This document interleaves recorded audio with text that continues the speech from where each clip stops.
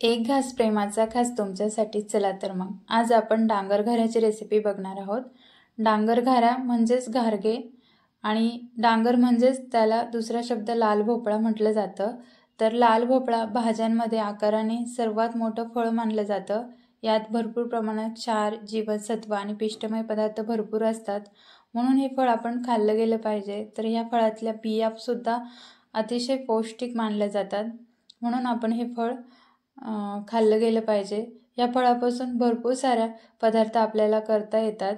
तर त्यातलाच एक पदार्थ आज आपण बनवणार आहोत, तो म्हणजे डांगर घाऱ्या. तर डांगर स्वच्छ करून घ्यायचे आपल्याला, नंतर त्याचे साल काढून घ्यायचे. तर साल एका विळीच्या साह्याने इथे काढून घेते.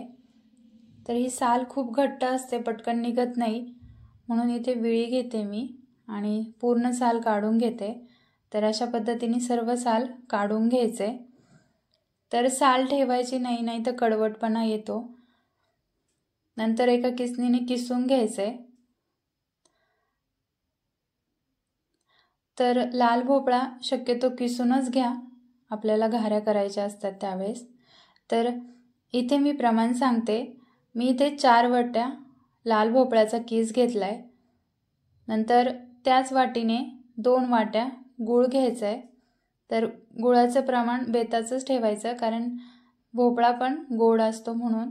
नंतर एका मोठ्या कढईमध्ये भोपळ्याचा किस घालून परतून घ्यायचा आहे. तर लक्षात ठेवा, लगेच आपल्याला गूळ घालायचा नाही, 1-2 वाफा येऊ द्यायच्यात. नंतर मिक्स करून इथे आता गूळ घालायचं आहे. नंतर गुळाला पाणी सुटस तोपर्यंत आपल्याला इथे मिक्स करून घ्यायचं आहे आणि परत 5 ते 7 मिनिटासाठी झाकण ठेवायचं आहे. नंतर झाकण काढून मिक्स करायचं आहे. नंतर ह्या स्टेजला आलं की आपल्याला इथे मीठ घालायचं आहे. तर मीठ अगदी पाव चमचाच घालायचं आहे आपल्याला. नंतर मिक्स करायचं आहे आणि इथे आता आपल्याला गॅस बंद करायचा आहे आणि अर्धा चमचा जायफळ पावडर आणि अर्धा चमचा वेलची पावडर घालून मिक्स करून एका मोठ्या ताटामध्ये काढून घ्यायचे. तर हे आता गरम असताना थोडं पाणी दिसतंय, थंड झालं की हे घट्ट होतं, म्हणजेच आवळलं जातं मिश्रण. नंतर लागेल तसं आपल्याला गव्हाचं पीठ घालायचं आहे. तर पाणी अजिबात आपल्याला वापरायचं नाही आहे. तर आता इथे मी ज्या वाटीने भोपळ्याचा किस घेतला होता त्याच वाटीने अर्धी वाटी तांदळाचं पीठ घेतलं आहे. तांदळाचं आणि गव्हाचं पीठ मिक्स करून 15 ते 20 मिनिटासाठी झाकण ठेवून दिलं आहे.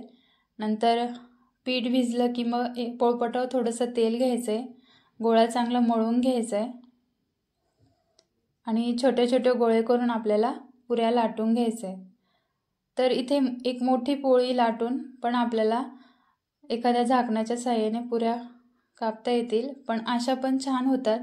तर छोटे छोटे गोळे करून आपल्याला अशा पुऱ्या लाटून घ्यायच्या. तर अशा पद्धतीने मी सर्व पुऱ्या लाटून घेते.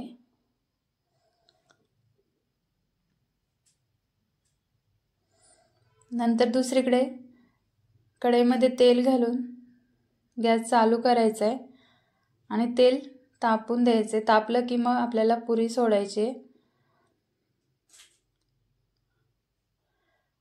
आणि आधी एका साईडनीच पूर्ण तळून घ्यायची आपल्याला पुरी. नंतर फुगली की मग पलटी करून तळून घ्यायची. जास्त उलटपलट करायचं नाही, नाहीतर मग पुरी तेल शोषते.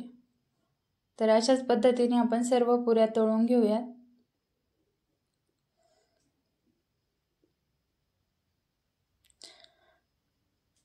तर खूप छान प्रकारे ह्या डांगर घाऱ्या रेडी झाल्यात आपल्या. तर पुऱ्या तळून झालं की एका चाळणीमध्ये काढून ठेवायच्या, म्हणजे तेल सगळं निथळून जातं.